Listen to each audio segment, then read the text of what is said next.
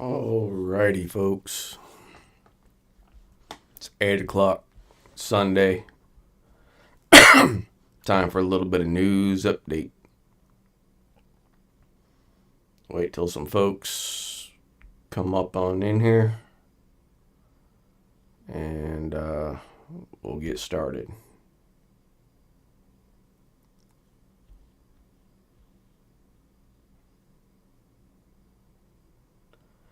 So, before we get too deep into it, I'll go over some things that I noticed. Gonna start it off with local North Carolina news, and we're also gonna do quite a bit of national news, as I found a lot of things this week, and I did get one suggestion from a viewer sent to me via email, so thank you for that. You know who you are, Logan.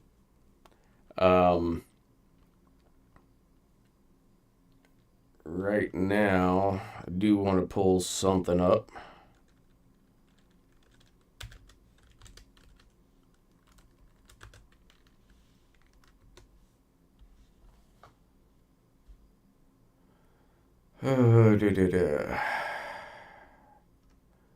So, when y'all get up in here, go ahead and say hi in the chat, and let me know the audio, video, and everything is good, because I've been having issues with this stupid thing. So, while we're waiting, go ahead and show y'all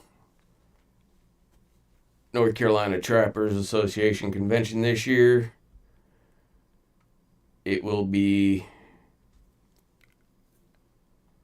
next Friday and Saturday, and not on Sunday, but it will be over at the fairgrounds over in Smithfield, as it is every year. If y'all are watching, please come and join, support local businesses. Y'all can see the Fallen Outdoor guys will be there. Charlie, can't wait to talk to you. Hopefully I'll have the truck fixed by then. So we'll see. And if y'all don't know, yeah. Hey, Logan. Hey, Hunting and Stuff. Perfect Hunting and Stuff.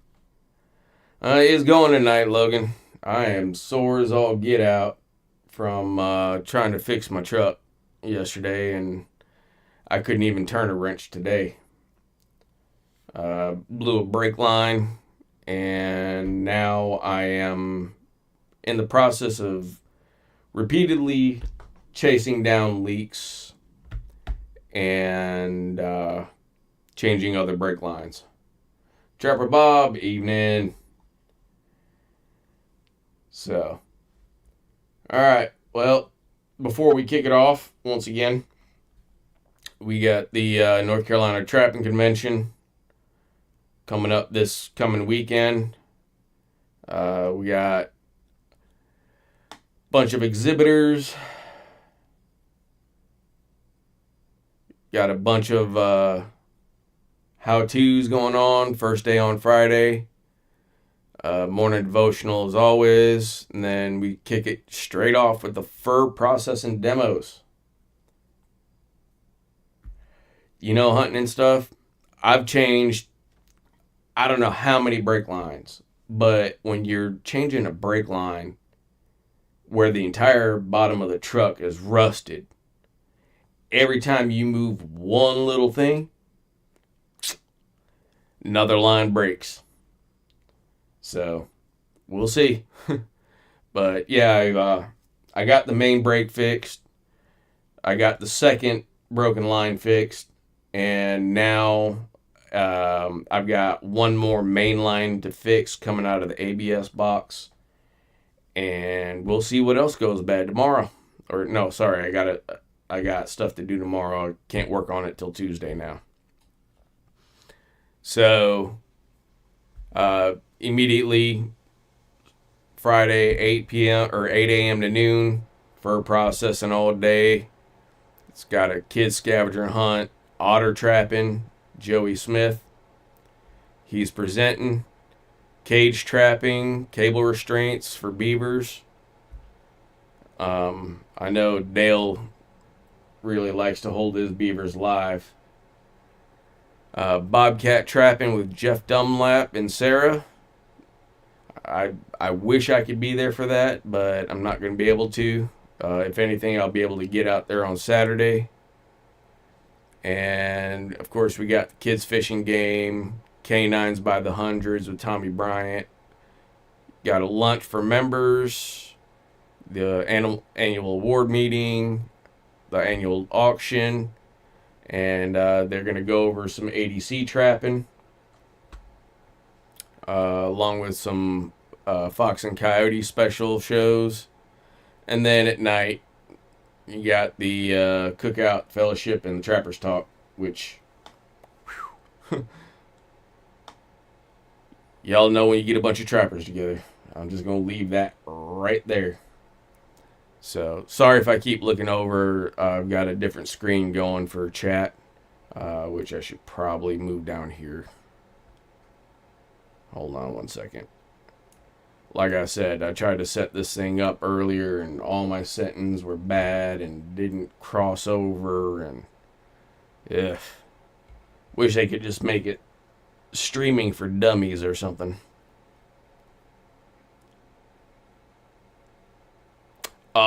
Really, Logan?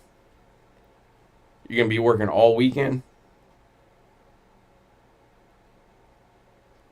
That sucks, but alright, but yeah, Saturday, pretty much the same. Opens up, morning devotional, kids scavenger hunt, fur processing throughout the day, muskrats, beavers, trap setting contest, which is always fun to watch. If you've ever seen it, it's hilarious.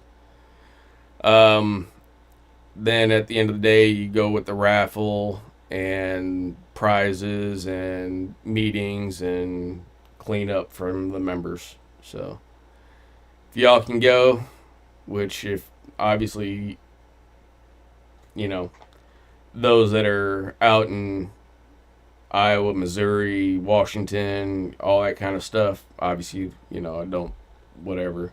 And Logan, you're obviously working, but I understand. It's just a great old time, bunch of pictures from previous ones. There's a barbecue at Friday night and whatnot like that. So if y'all make it, great. If not, I understand. And now that messed me up. Alright. Okay. So we got Logan hunting stuff, Trapper Bob, and that's pretty much about it up in here. Okay, I'm going to have to put that up there and keep looking at it. Sorry.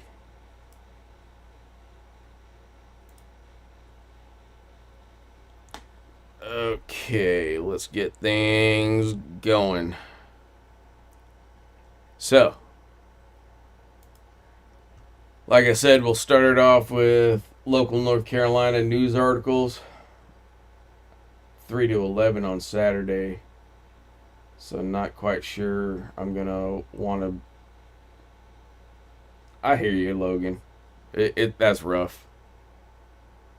But hey, do what you can. Got to earn that money, right?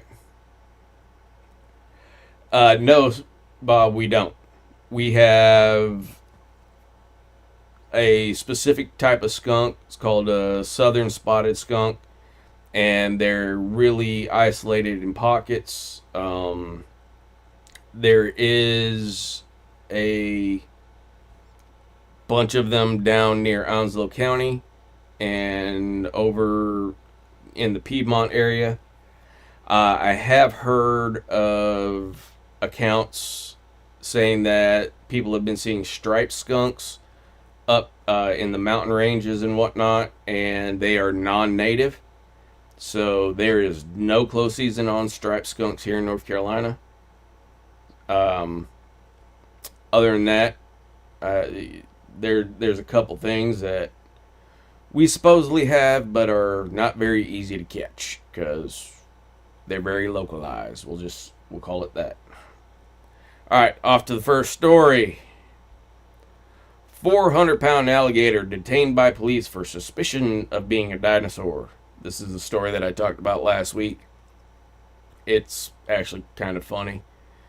Onslow County, North Carolina.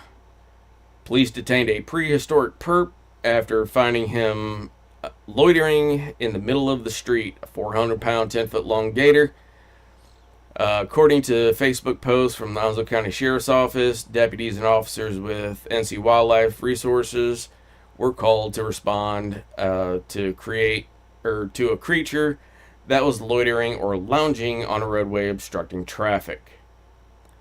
Pepe the gator, a 350 to 400 pound alligator and almost 10 foot long, has been cited for suspicion of being a dinosaur without proper papers, public loitering, etc., etc. I just thought it was kind of a funny article.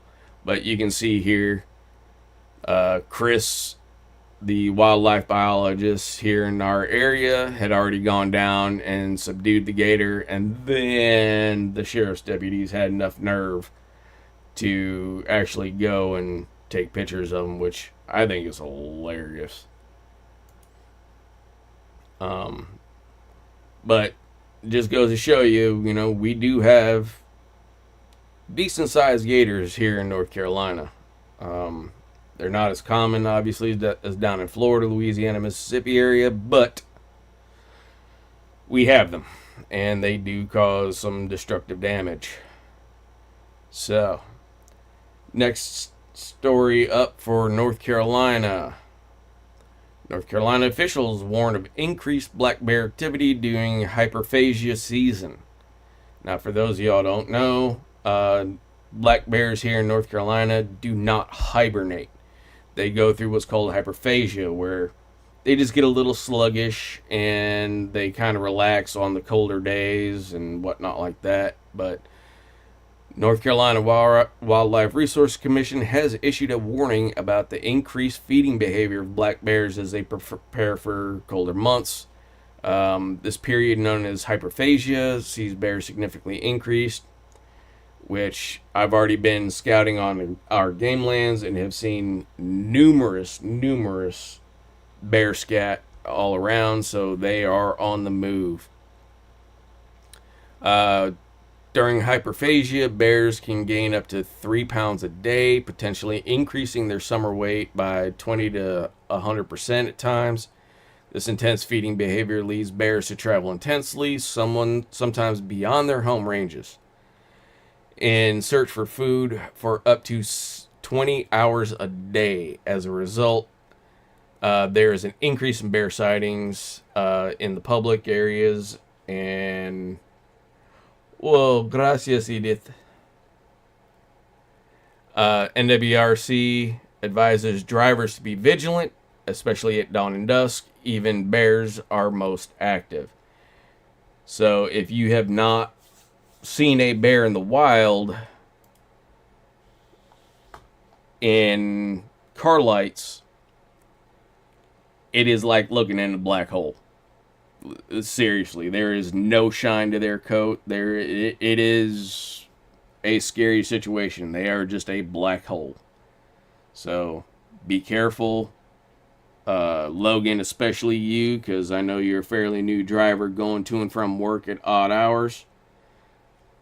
Be really careful, Bubba.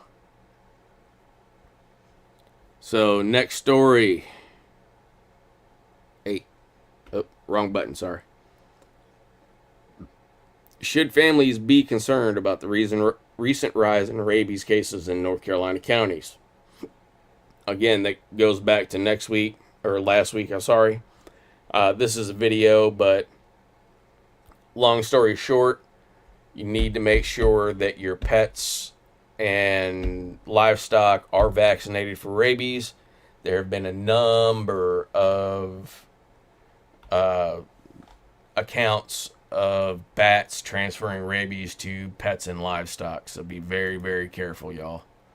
I know it's primarily out near central and western North Carolina, but we are having accounts here in eastern North Carolina. So, surrounding states are also reporting some rabies incidents. Eastern Tennessee, Southwest Virginia, and Northwest South Carolina have all reported incidents of rabies. So be very, very careful of your pets and your critters.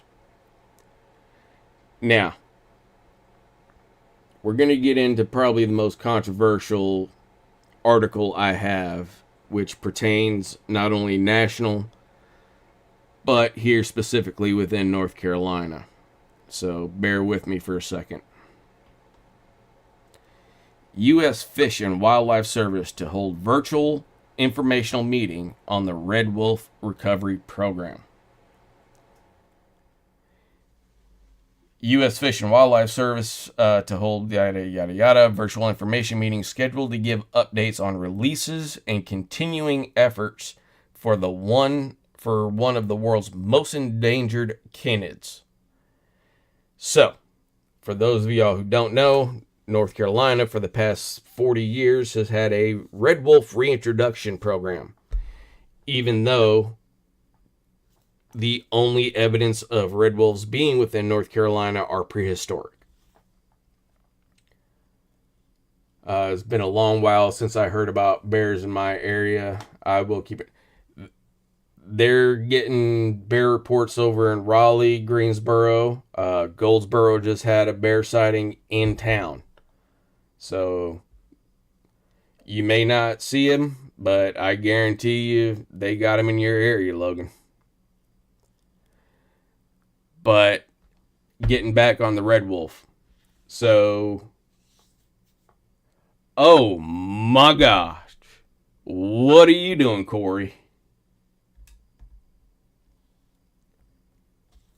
Anyway, since the 1980s, the U.S. Fish and Wildlife has done a reintroduction of red wolves in the state of North Carolina. The first program was out near Asheville, and that did not go very well at all. It failed within, I believe, 3 years. Don't quote me on it. After that, they then quietly and packing for work. Oh, that's right. You got a job now. Exactly, hunting and stuff. Exactly. But they very quietly and without public fanfare released another pack of wolves, only instead of being up in the mountains, they released them in Alligator National Refuge here in eastern North Carolina. Over the years, it has caused many an uproar and has gone to the point where they have now banned all coyote hunting and coyote trapping in a, I believe, 4-county radius of Alligator Wildlife Refuge. But yet, according to National Fish and Wildlife, they're not out of the refuge. They stay within the refuge, which is bullcrap. You went back to the oil field.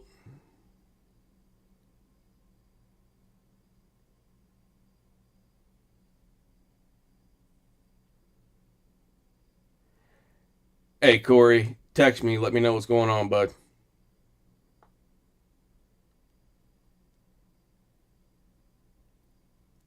Yeah, exactly, Bob. They weaponize them, and yeah, I'll get into that. So, over the last 30 years since they've done the wildlife refuge program here at Alligator National Wildlife, Alligator National Refuge. They have reintroduced, I believe, in the neighborhood of 30 animals in total, of which right now they are only able to track survivors, which are still in the single to barely double digits. They repeatedly find them dead on the road. There has been one, and I'll say this again, one that was shot by a coyote hunter. And it was a complete accident. And if y'all have ever seen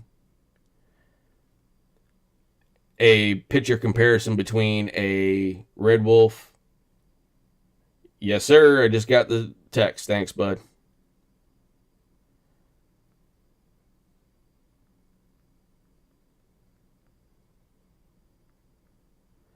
Um, but they are very, very similar. They are so similar that, as it stands right now, any red wolf, except for directly introduced red wolves in North Carolina, are complete hybrids.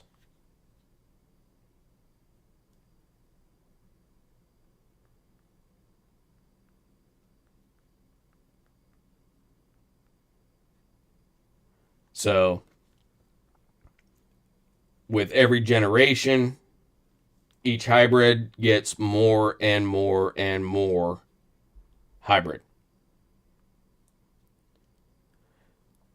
So, keep that in mind. But yet, according to these wolf groups, it is such a wonderful success, along with the fact that individual farms that keep livestock around the area are now losing livestock, but they never report it. In which 5 years ago, when they had their last meeting, these farmers and ranchers were supposed to have been compensated for any livestock loss, but to my knowledge, not a single one has actually gotten it. So, if y'all can make it, get on that Zoom call and pressure them to stop this crap. It is ridiculous. They have spent millions and millions and millions of dollars to try to get this thing done, and they continue to fail every year.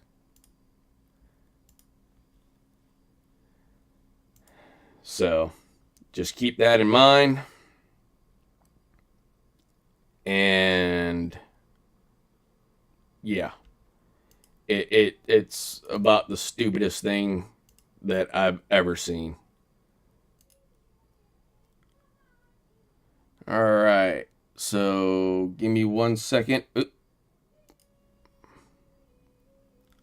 Sorry. Give me 1 second here.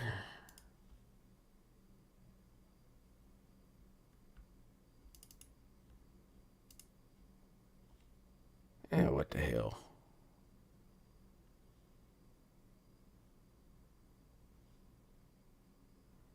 See, this is what I'm talking about. This thing is not working right. All right. We'll get into some national news here. Hopefully, this will work. Nope, it won't.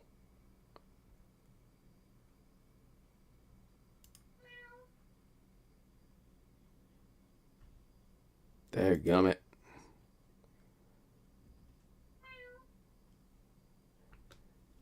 All right, bear with me 1 second, y'all.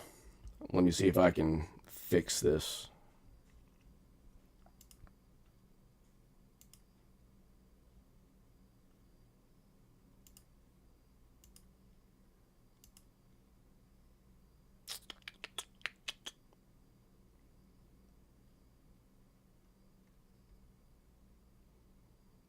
Hmm.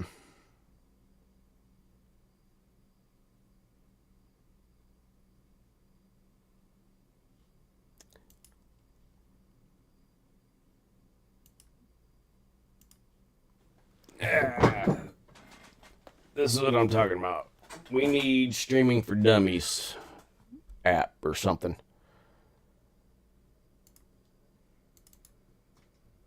No. Here we go.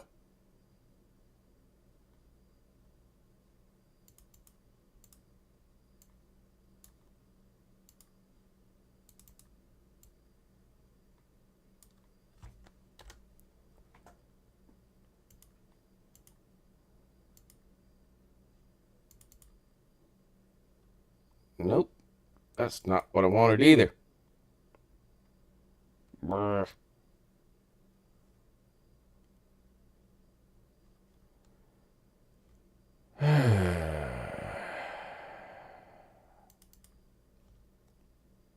There it is. Why wouldn't it let me do that earlier? Silly. Absolutely silly.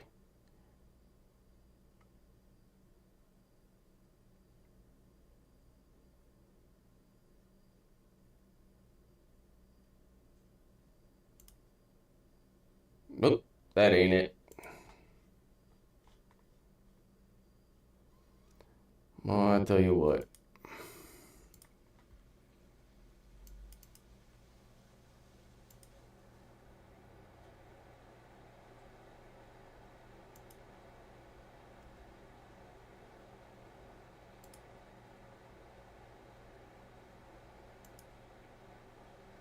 Okay, there we go.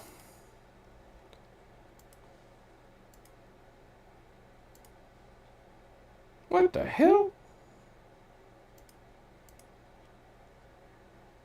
Okay, good. Here we go. Sorry.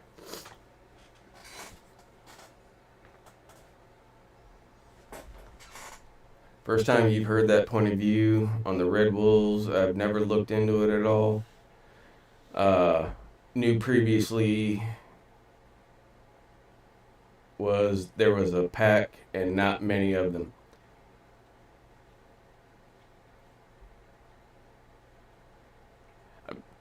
Good, Corey. Good. That's what I want. Because this is crap. We as outdoorsmen and women get trampled on the entire time. And then the entire public gets told lies by all of these activists that nobody is allowed to refute with actual evidence. So, look, if they want to reintroduce wolves, fine. I have no problem with that. But they need to be honest about it. Okay? They need to honestly tell the public what's going on. And they also need to let them know, here's the repercussions, or here's the positives. Instead, they don't do that. U.S. Fish and Wildlife just sits there and says, well, we're going to take these talking points from wolf.org and leave it at that. Oh, I know they are. And like I said, I don't have a problem with reintroducing certain species to certain areas. I don't have a problem with that at all. What I have a problem with is when they're trying to jam crap down your throat about why you're supposed to want that to happen, instead of actually giving the full-fledged, honest reality of what's going on and letting people make up their own minds. Right? And yeah, Logan, you're within the same state and you don't even hear about this. Think about that. It's one of those things where it's out of sight, out of mind. Like I talked last week about, the wolves and the pumas out in Colorado. Yeah, people will vote for it as long as it's not in their backyard kind of deal.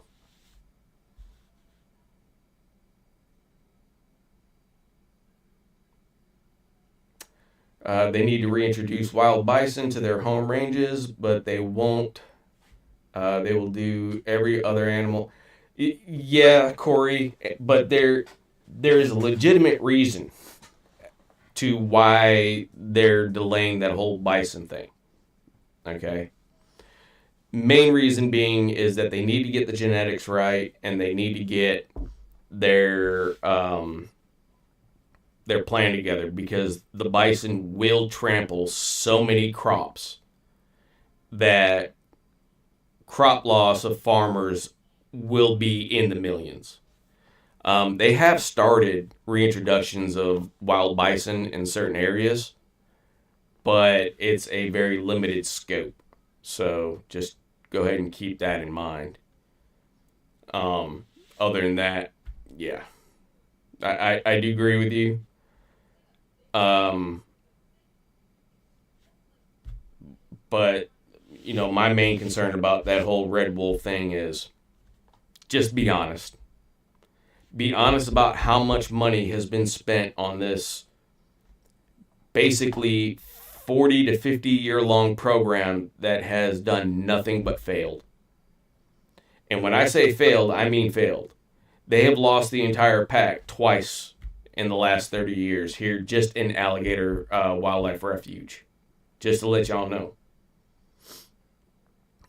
So, all right, national stories.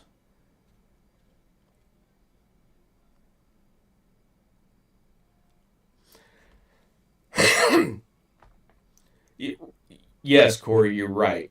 But here's a slightly different aspect. Sorry, the dog's growling at me. Here's a slightly different aspect. Mark, welcome aboard, Bubba. The thing is currently elk are already wild, right? And the places that they've reintroduced elk, there was already a wild population. So the cross-contamination or zoonotic diseases that they could or could not have is already present. So the natural population, yeah, I know hunting and stuff. The natural population already has some, not a lot, but some natural immunity, right? And the interbreeding between the introduced and native herds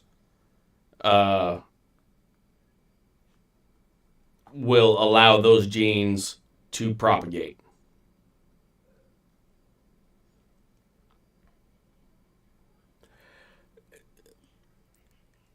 Yes, Corey, it's a grab to really know if Kentucky had a native population. There's a lot of folks that say that they were rare, but they did find evidence of a native population. They were not very well documented if there was a native population, but at the same time, the areas in Kentucky that were reintroduced were not prone to have livestock. But I understand and I agree with what you're saying, right? They've reintroduced them to the entire Appalachian mountain chain. North Carolina has elk now. Pennsylvania has elk. Michigan has elk. Granted, up in northern Michigan, there was a residual population that they did catch and document before they did go fully, truly extinct in the area.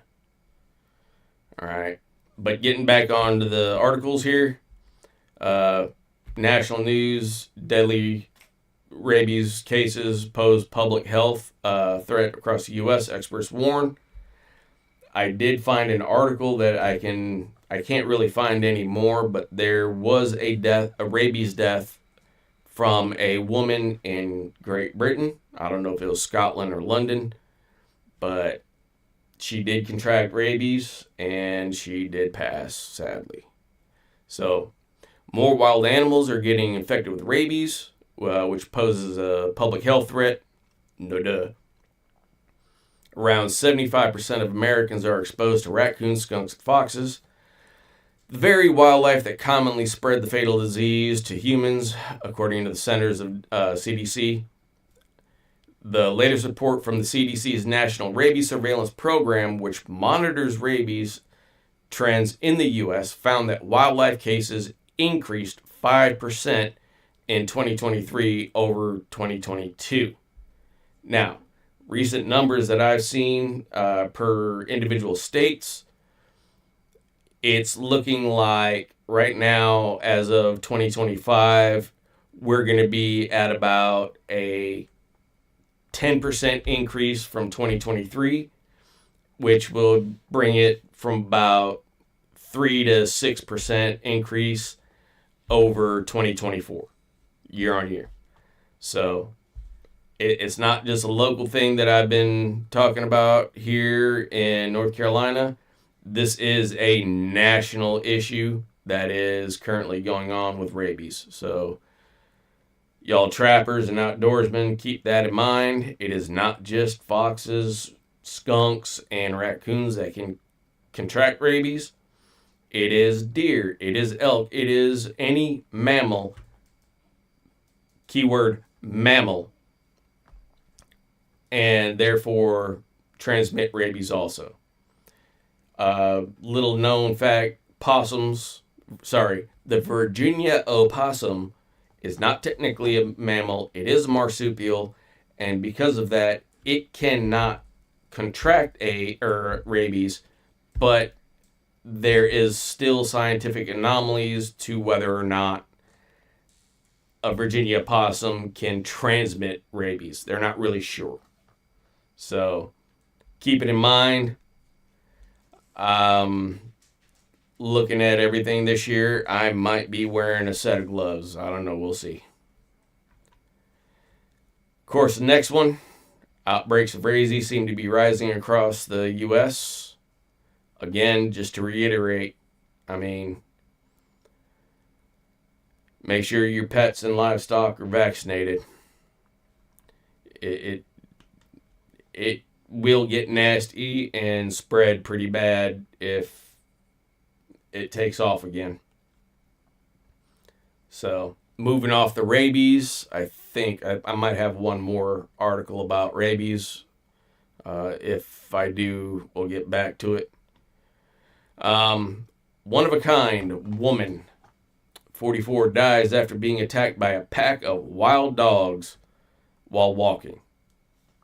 Now, this is a very, very, very sad story. Long story short,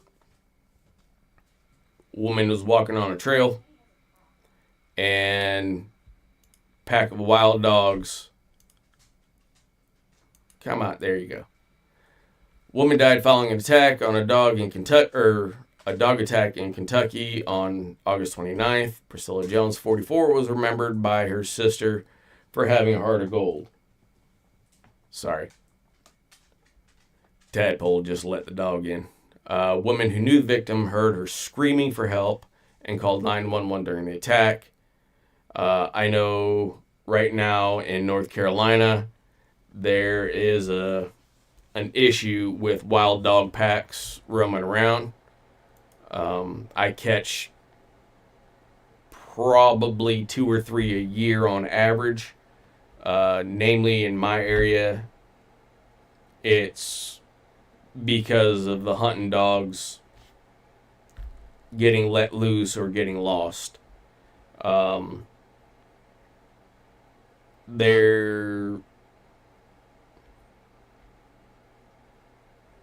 They are contemplating a possible solution. They don't know yet. They're still contemplating, and they're looking for wildlife biologist input right now. So hopefully they won't have another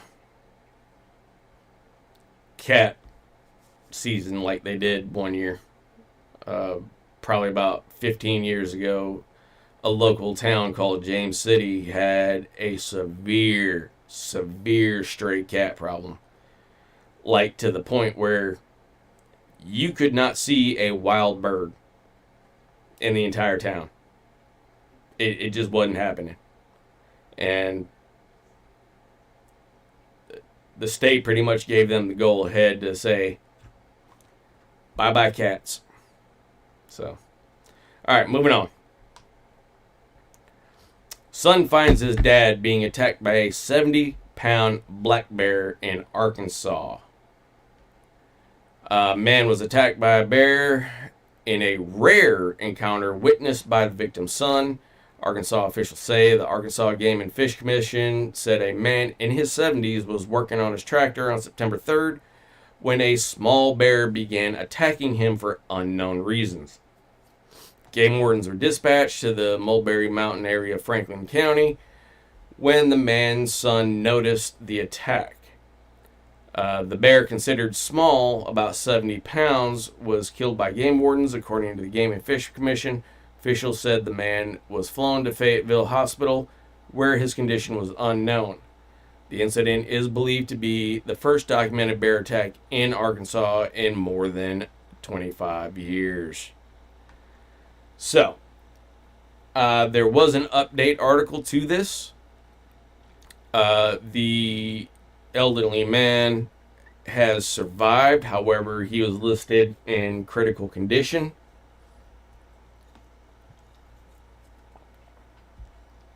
Yeah, exactly, Corey. The amount of stray cats and dogs is ridiculous. I mean, don't get me wrong. I understand people have specific dog breeds for specific purposes.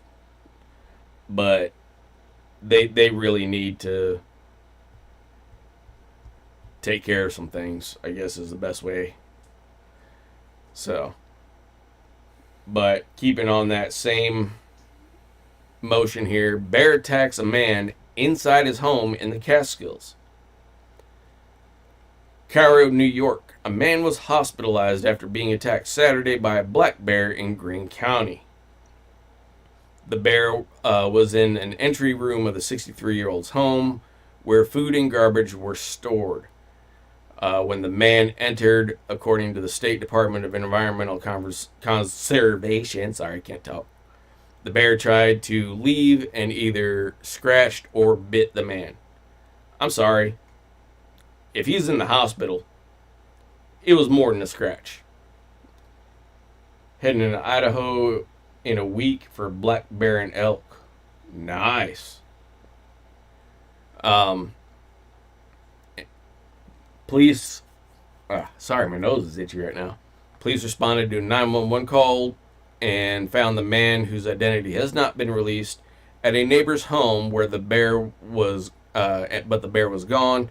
According to DEC, the man was taken to the hospital. His current condition is not publicly known.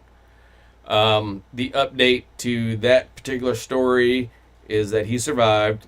He had minor wounds, and he is doing well, but now he is a little freaked out by bears in his area. So, next story. This one's kind of funny, but bear with me. Fury after Ivy League students killed bear, 120 pounds, and skinned it back in their dorm. Now, if you were to just see that headline, exactly, hunting and stuff. Trust me, if I could show you what's on my desk right now, it would show that I agree with you. But because of YouTube rules, I can't. So, 2 Cornell students prompted disgust after they slaughtered a 120-pound black bear and skinned it in their room. The undergraduates brought the carcass into a communal kitchen at, I don't even know how to say that, Ganadago Hall, a residence on the North Campus last week. They butchered the animal and stored portions of the meat in freezer bags. Again, I see nothing wrong with this. Photos of the scene quickly circulated on Reddit, side chat, and Facebook groups showing the bear's partially skinned body laid out on a camouflage tarp. Again, at least they used a tarp, you know. Cornell officials confirmed the students held valid New York State hunting licenses and that the bear had been lawfully taken in Region 4. So, does anybody else see the problem with that? Perfectly legal hunting act, and technically their place of residence, but yet the headline is what it is.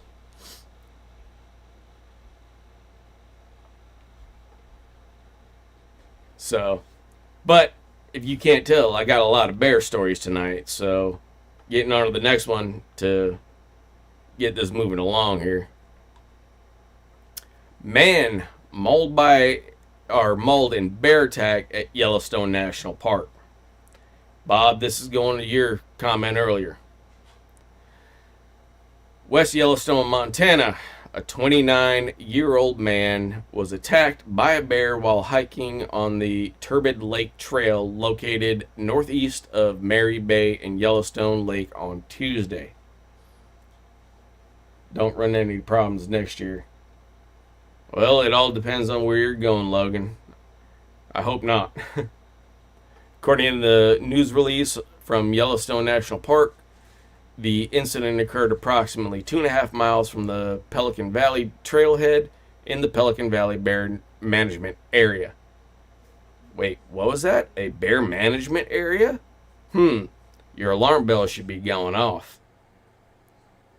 Park rangers say the man was hiking alone when he encountered the bear near Turbid Lake. The hiker began to deploy bear spray when the bear made contact, and he sustained significant but non-life-threatening injuries to his chest and left arm. Y'all heard that, right? Bear spray. Chest and left arm.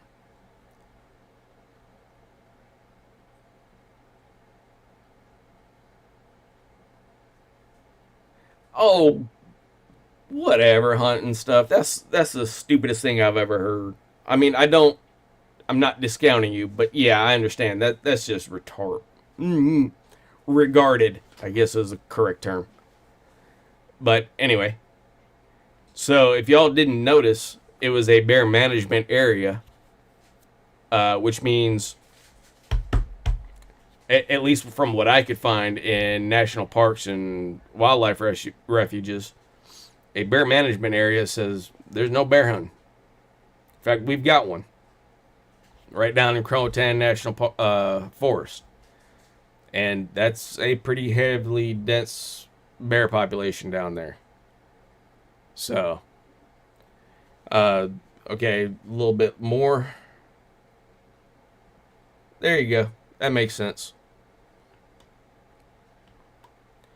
So, hiker thought the bear was a black bear. However, the location, size, and behavior of the described bear suggested it might have been a grizzly bear. Bear management staff will attempt to confirm the species through DNA analysis, if possible. Turbid Lake Trailhead is closed until further notice. Bear management staff are sweeping the trail to ensure no other hikers are on the trail. Long story short, what they said would never happen and whatnot because, this and that. It's happening. Bunch of bear attacks. Go figure. And on top of it, the majority of them are black bear attacks, which is even more rare, especially in fatal ones. So, all right, changing up topics a little bit. Y'all might like this. Well, I don't like the story, but you'll see. So, a 4-year-old child was attacked by a mountain lion on a family hike in Olympic National Park. 4-year-old child was attacked by a mountain lion while hiking with their family at Olympic National Park in Washington State. The lion bit the child on Sunday afternoon on a popular hiking trail near the Victoria Overlook area in the Hurricane Ridge of the park. Child was airlifted to Seattle Hospital where They are being treated for their injuries. Their condition was not immediately clear. Park rangers, assisted by a canine team, immediately began searching for the cougar, which was fitted with a tracking collar. The rangers tracked down and killed the mountain lion on Monday, ensuring there was no additional threat to the public. So, once again, just like last week, all these places that have stopped lion hunting and harassment by dogs, it now occurs again. So there's schools in Montana that put up bear fence around the school to keep bears from attacking kids at recess. Yeah, I know. I've seen pictures of them, and it's sad. Bless you. Sorry. Tadpole sneezed.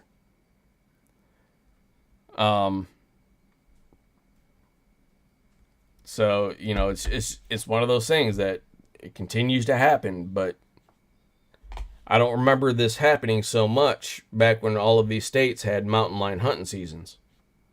See where I'm getting at? So, all right, on to the next story. Burlington woman says coyote killed her dog in her backyard. Oh, Burlington where? Oh, that's Burlington, Massachusetts. I don't know if y'all have been to Massachusetts or not, but there's really no rural area in the entire state except ditches alongside the highways and freeways. A woman in Burlington, Mass. says that her dog was attacked and killed by a coyote in her backyard. And it's not the first deadly attack in her neighborhood. That's funny. I never heard anything else about it. Laura Messing tells NBC 10 Boston that the deadly attacks happened within a few months of each other. She's been scouring social media and says there are coyote complaints in many cities and towns, and she wants all of these safety concerns carefully considered after what happened to her dog. Almost seems like the people who voted for all of these wildlife protections in these big cities are now starting to suffer the consequences that they voted for. Sound plausible to me? Don't forget to hit that like and subscribe button if you haven't already. So, alright. Next national story. Bob, here you go. All right. Sierra Valley ranchers say wolves killing an alarming number of livestock. Say it's not so. Sierra Valley, California. Sierra Valley, picturesque 500 square mile region, straddling whatever. Yeah, I'm not even going to get into that because we all know.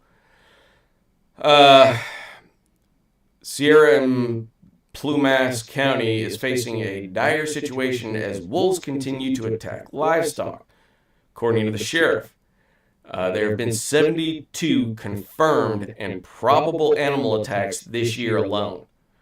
With wolves following cattle into the valley and preying on them, including calves. He says there are 20 to 30 additional livestock kills that are likely from wolves. Ranchers in the area are feeling impact. Local rancher said, I have had the wolves come into my property and kill 2 head of my sheep. Paul Roan, 5th generation rancher, reported losing 37 cows, each valued at approximately $3,000. It's incomprehensible where we are today. Direct quote. Rick Roberti of California Cattlemen's Association noted that all major ranchers have suffered. The wolf's been put in a very terrible position to try and survive in an area when there's nothing to eat.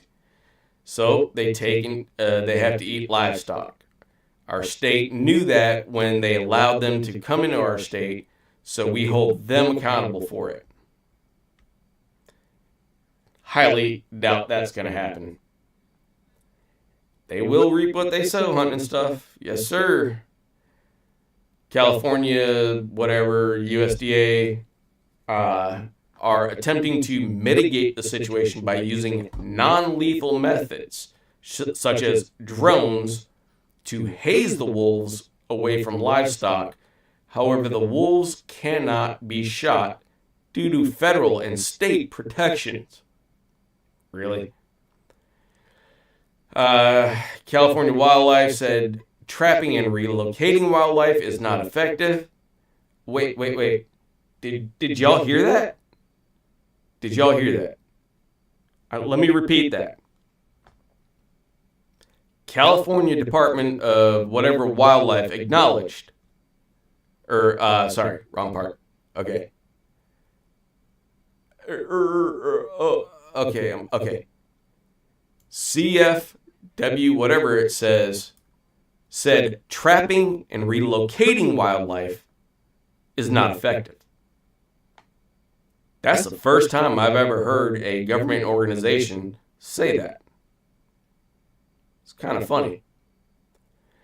A significant level of livestock depredation in the state, and is working with its summer strike team to reduce conflicts. And by reduce conflicts and use hazing methods, what they mean is they're literally flying drones over cow herds, blasting Led Zeppelin. I'm not joking you. There is a news story about that. Y'all can look it up. It is absolutely wild.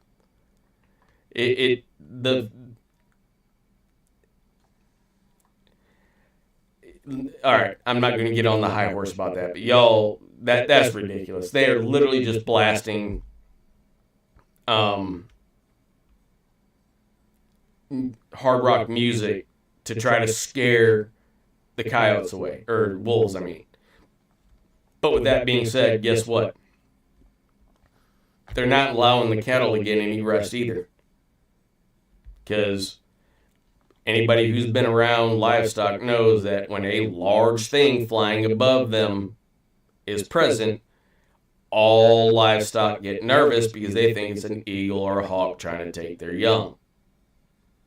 So, I do have another national news story saying the same thing about California. Wolf packs grow in California.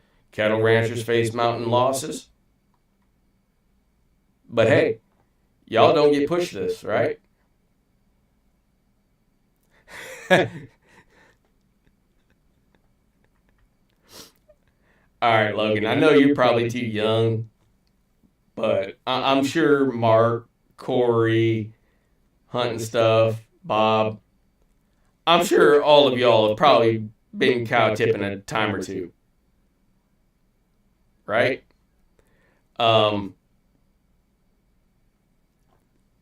So all I'm saying is that goes to show that livestock actually sleeps at night. They don't lie down on the ground, but they're, up and sleeping on their feet essentially. So anyway, all right. Little bit of more personal, how can I say this? Although it's national news, it hits a little bit more personal for me because this is the area that my folks are in. Be vigilant. Oakland County residents report increasing coyote sightings. Homeowners take action as coyote presence grows. Northville, Michigan, residents in a Oakland County neighborhood are reporting an increase in bold coyote behavior. Now you notice what they said. Bold coyote behavior. It's not just an increase in sightings, it's an increase in bold behavior. All right? We've been seeing some increased activity lately of coyotes, not just at night, but oddly enough, in the neighborhood's backyards in the daytime. President of Pleasant Hills Homeowners Association. Problem began escalating this summer with multiple Northville residents capturing photos and videos of coyotes prowling close to homes. One resident's security camera recorded a coyote walking just feet from their house. As you can see right there. Oh, there you go. I mean, they're getting a little out of control, if you ask me. I know where my parents are at. They have had coyote sightings. They have had critters that were, pets being lost to coyotes. But, since it's a suburban/urban environment, no, can't do nothing with them, especially in suburbs, like with HOAs and stuff. It's ridiculous. Next one. Cougar sighting in Oakland County. That's what a Facebook photo claims. Novi, Michigan. Facebook post about cougar roaming Oakland County is going viral. Novi woman claims she spotted the cougar at West Road and West Park Drive near a wetland area. Commenters on the post are backing her claim, with some recalling sightings last week and years ago. The cougar, described as a smaller in size with long tail and black tip, was estimated to weigh around 40 pounds, suggesting it might be a juvenile. You think? Maybe the spots on its coats kind of tells that it's a juvenile. And hence, if there's a juvenile, there is adults around. Right? Woman reported the sighting to DNR, which tracks cougar sightings, and yes, there are cougars in Michigan currently, and they have been legitimized as being true. So it is not just sightings. There are legitimate cougars in the state of Michigan now. Not just in the UP, but all around. So, getting back on the bear train here. Florida's first black bear hunt in a decade approved, despite strong opposition. So, those of y'all who don't know, Florida did a moratorium on bear hunting about 10 years ago and left it open so that once the population got back to good numbers, that they could then start having a limited season and go from there. But there has been so much online activism saying that, anti-hunting and, they're endangered, and which people are throwing the word endangered around like it's like saying hi. Black bears are not endangered. Plain and simple. Gray wolves are not endangered. Plain and simple. They might, however, be locally critical in certain areas, but the species itself, nationally and or internationally, is not endangered. Wolves, gray wolves, bears, grizzlies, they are not endangered. Elk are not endangered. They might have a critical level in certain locations, but that's about it. All right? So, last national article of the show. Yellowstone hiker survives bloody encounter with bear, possibly grizzly. It's the same story, but if you read it, you've got to look real deep into it, but it's the same story. It is starting to get traction nationally that maybe all of these bear encounters are pointing to something. I can't necessarily argue with that. Really can't. So, alrighty, folks.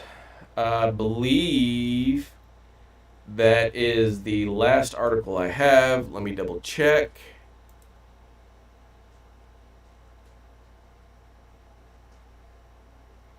Aha!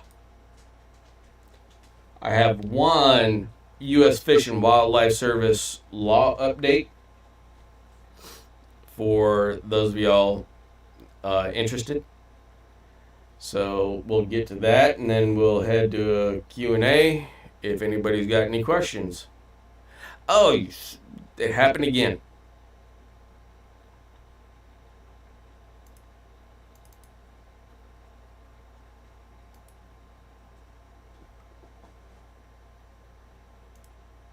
There we go.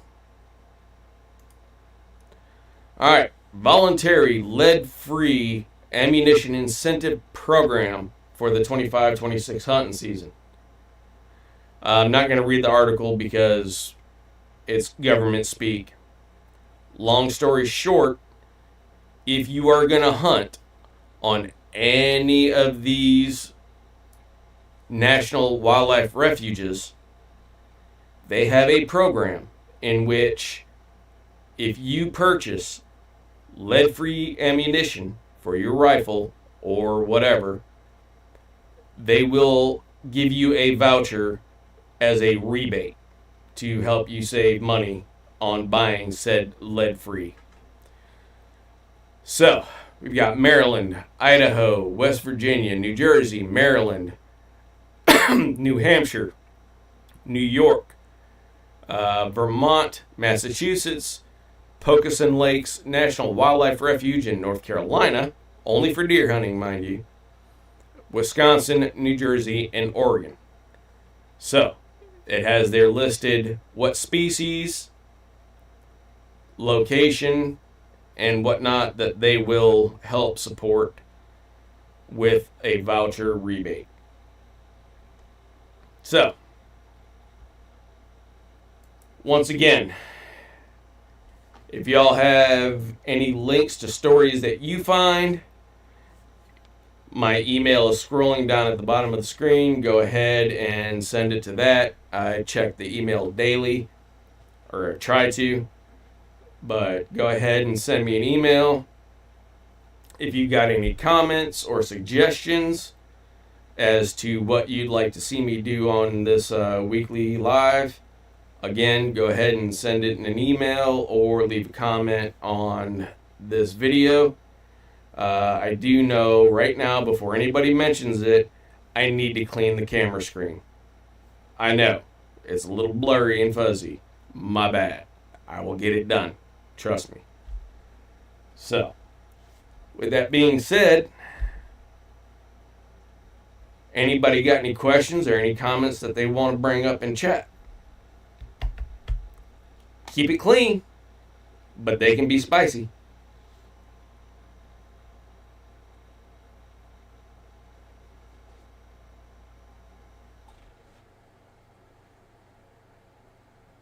Bueller.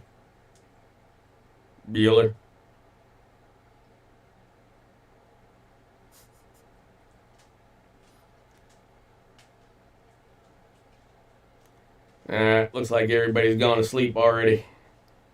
Hunting stuff's probably laying on that nice soft bed of his. Corey, thanks for showing up, bud.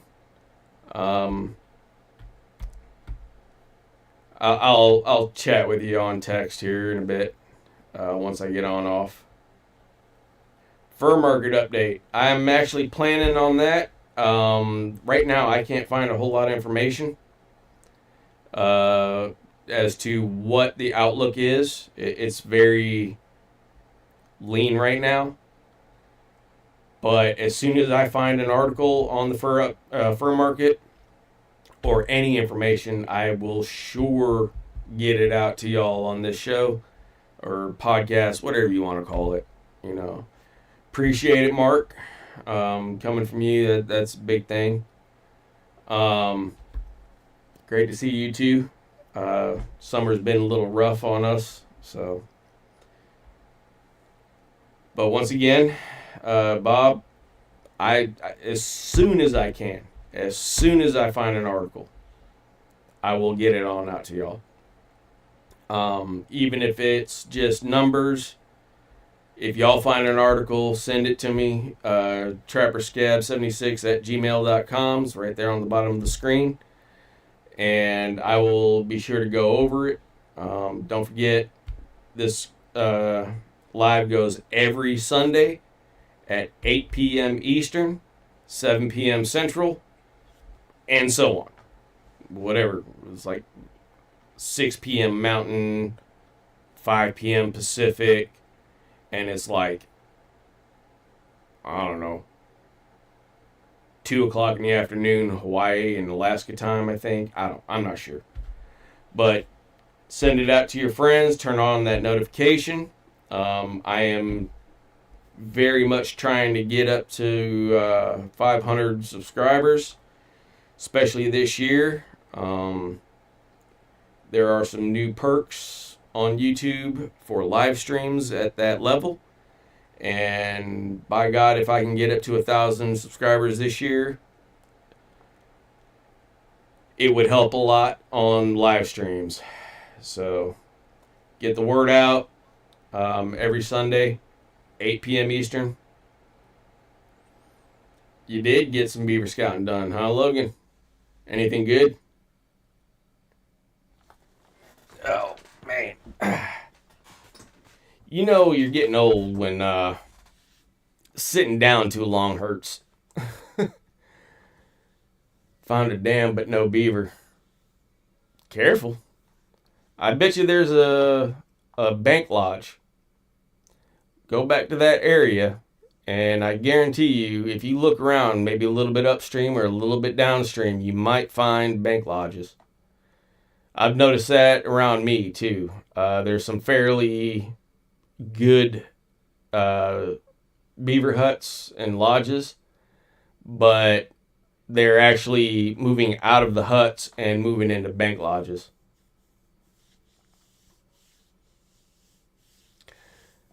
So our season here in North Carolina starts October 1st, which is pretty universal across the United States. For the most part, there are some earlier and some later seasons. Obviously, further south you go, later the season starts.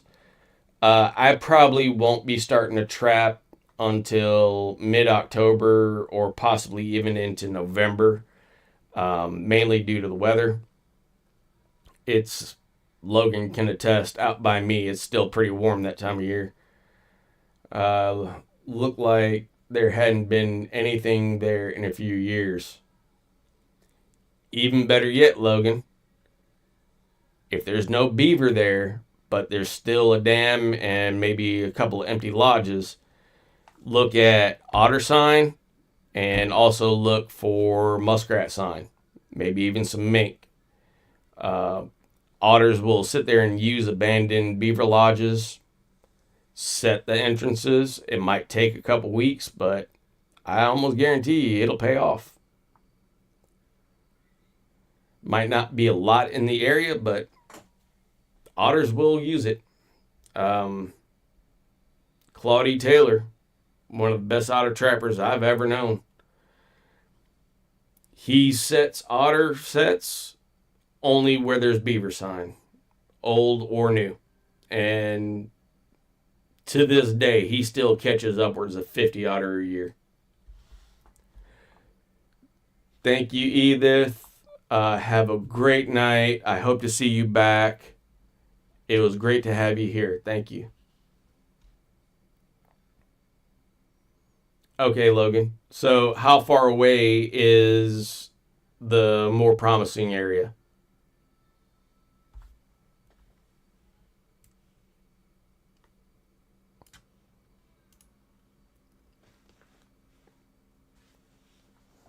Because I can guarantee you, if it's not that far away, come late spring, some of the 2-year-olds are going to probably move back to that older area and try setting up shop.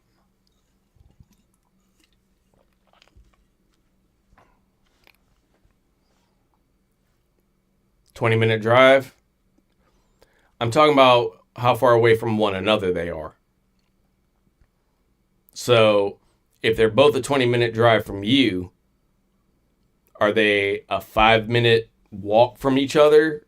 Or are they like perfect triangle, 20 minutes from your house, 20 minutes from each other, and 20 minutes back? You know what I'm saying?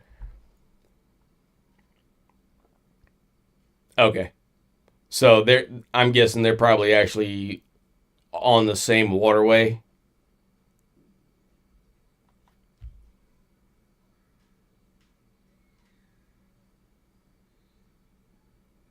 Yeah, 10-minute drive between each. All right, so